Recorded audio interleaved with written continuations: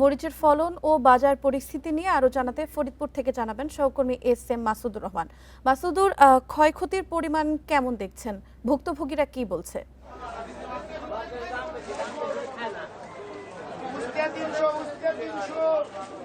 ফরিদপুরে গত 2 সপ্তাহে লাফিয়ে লাফিয়ে যে কাঁচামরিচের দাম 60 টাকা থেকে শুরু করে 260 এবং 300 টাকায় ছুঁয়েছে। সেই কাঁচামরিচের বাজার আজকে আমি দেখেছি কিছুটা কেজিতে 10 টাকা 15 টাকা কমে বিক্রি হচ্ছে।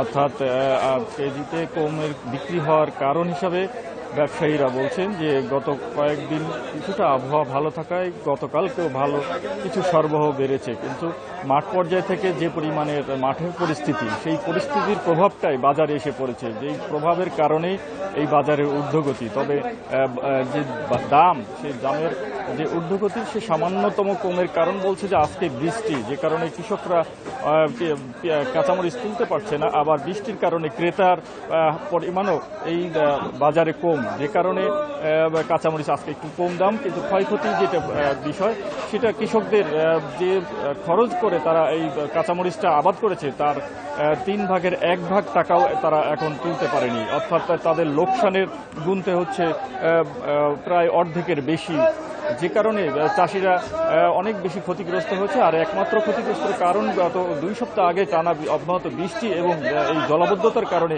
এই মরিচ ক্ষেতে পানি জমে এই মরিচ ক্ষেত নষ্ট হয়েছে, মরিচ ফসল নষ্ট হয়েছে, যার প্রভাব পড়েছে বাজারে। পাশাপাশি এলসি কাঁচামরিচ বাজারে না আসায় দেশি মরিচের উপরেই নির্ভর করতে হচ্ছে ক্রেতাদের। আর ক্রেতাদের এই মরিচ কিনতে গিয়ে তাদের হিমশিম খেতে হচ্ছে। আমরা দেখেছি যে বাজারের ক্রেতারা এই বর্ষার মৌসুমে অন্যান্য সবজির দামের পাশাপাশি যেমন কাঁচামরিচের দাম বাড়ার কারণে তারা হিমশিম খাচ্ছে, পরিমাণে কম তারা ক্রয় করছে। বিক্রেতাদের দাবি যে বাজারে সরবরাহ ঘাটতি থাকার কারণে তাদের এই বেশি দামে কাঁচামরিচটা বিক্রি করতে হচ্ছে, কিন্তু পাইকারি দরে যে কাঁচামরিচটা বিক্রি হয় খুচরা বাজারে গিয়ে সেটা কেজিতে আরও 10 থেকে 20 টাকা বেশি দামে বিক্রি হয়ে থাকে।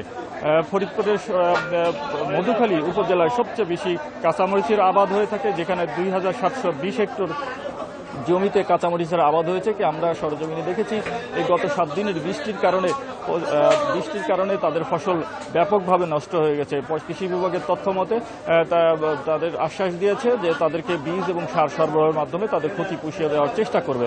এই ছিল ফরিদপুরের কাঁচামরিচের বাজারের ঝাঁজের দামের তফাৎ এবং দামের তথ্য। ফরিদপুর থেকে মরিচের ক্ষয়ক্ষতি নিয়ে জানাচ্ছিলেন আমাদের সহকর্মী।